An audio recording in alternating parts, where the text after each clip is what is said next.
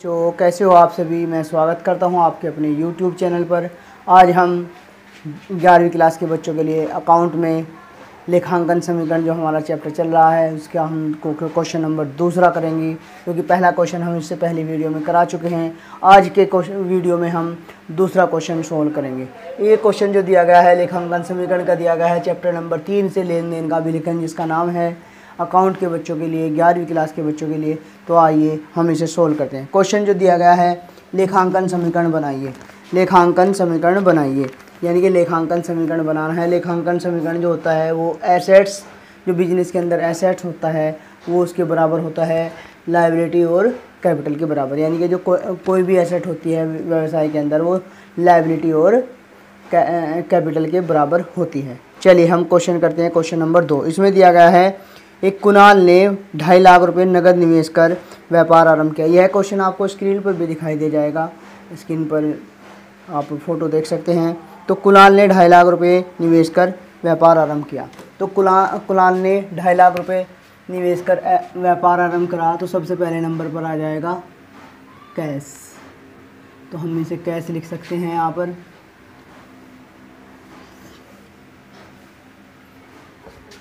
सबसे पहले नंबर पर कैश, ये ट्रांजैक्शन है, हमारी ट्रांजैक्शन है सबसे पहले नंबर पर, फर्स्ट की ट्रांजैक्शन है। बिजनेस स्टार्टेड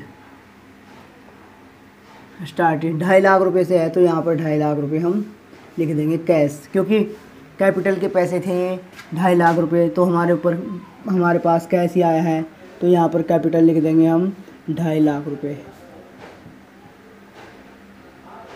तो यहाँ पर लायबिलिटी के अंदर कुछ नहीं आया है, तो इसका जो इक्वेशन जो बन जाएगी वो इक्वेशन बन जाएगी इसकी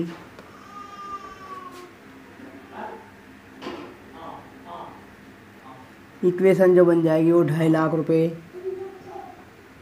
बराबर 2.5 लाख रुपए कैपिटल के हैं। ये इक्वेशन हमारी बराबर हो जाएगी। अब पॉइंट नंबर दूसरा देखते हैं हम इसका। सेकंड पॉइंट में जो दिया गया है वो दिया गया है नमन नगद फर्नीचर खरीदा। 35,000 रुपये का नगद फर्नीचर खरीदा। फर्नीचर परचेज या बाय लिख सकते हैं, फर्नीचर परचेज। तो यहाँ पर हमारा दूसरा पॉइंट हो जाएगा फर्नीचर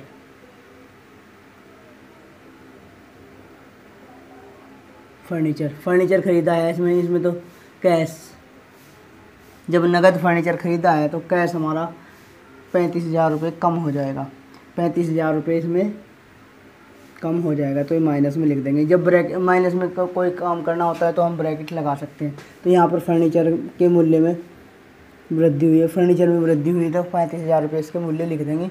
तो यहाँ पर कुछ भी नहीं हुआ है, तो यहाँ पर नील लिख देंगे। तो फिर अब दोबारा से इक्वेशन इसकी बनाएंगे। जो न्यू इक्वेशन बनेगी वो बन जाएगी 35,000 कम करके 2,15,000 रुपये, तो हमारे पास कैश आ जाएगा। उसके बाद 35,000 रुपये हमारे पास आ जाएगा फर्नीचर 35,000 का। उसके बाद है 2.5 लाख रुपये का हमारे पास कैपिटल है। उसके बाद जो थर्ड पॉइंट आएगा हमारा, थर्ड पॉइंट इसमें जो दिया गया है वो दिया गया है नगद कमीशन का भुगतान किया। 2,000 रुपये नगद कमीशन का भुगतान किया। नगद कमीशन का भुगतान नगद किया है, तो 2,000 रुपये यहाँ पर कम हो जाएंगे। लेकिन जब कमीशन का भुगतान किया है तो इसका मतलब ये है कि हमारी जो कैपिटल है, कैपिटल में भी अंतर आएगा, 2,000 रुपये कम हो जाएंगे। 2,000 रुपये यहाँ पर कम हो जाएंगे, तो यहाँ लिख देंगे हम कमीशन पेड।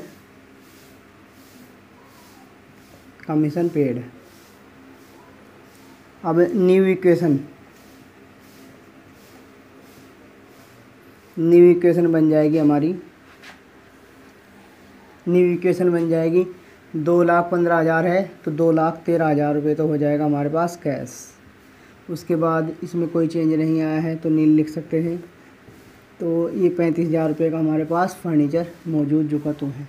उसके बाद लायबिलिटी तो नहीं आई है, यहाँ पर 2,48,000 रुपये यहाँ पर हमारे पास कैपिटल हो जाएगी, 2,48,000 रुपये।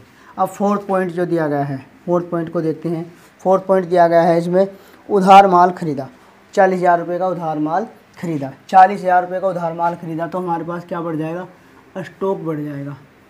कितने का, तो प्लस लगा देंगे हम 40,000 रुपये। लेकिन यह माल जो खरीदा गया है उधार खरीदा गया है, यहाँ लिख देंगे goods by on credit, on credit लिख देंगे।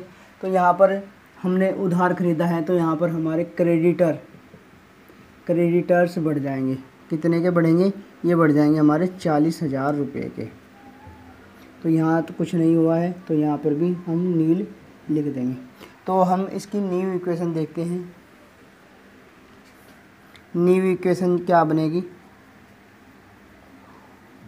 न्यू इक्वेशन बन जाएगी 2,13,000 तो हमारे पास कैश है, उसके बाद 35,000 रुपये का हमारे पास स्टॉक है, उसके बाद 40,000 रुपये का 35,000 रुपये का फर्नीचर है, 40,000 रुपये का हमारे पास स्टॉक है, उसके बाद 40,000 रुपये के हमारे पास क्रेडिटर हैं और उसके साथ 2,48,000 रुपये के हमारे पास कैपिटल है। तो 2,48,000 और 40,000 2,98,000 और इधर भी 2,98,000 आ जाएंगे। 35 और 40 75 और तेरा 2,98,000। अब हम फोर्थ पॉइंट देखते हैं, फोर्थ ट्रांजैक्शन दे रखी 20,000 रुपये मूल्य की वस्तु 26,000 रुपये में बेची, नगद बेची। 20,000 रुपये मूल्य की वस्तु 26,000 रुपये में बेची। तो गुड्स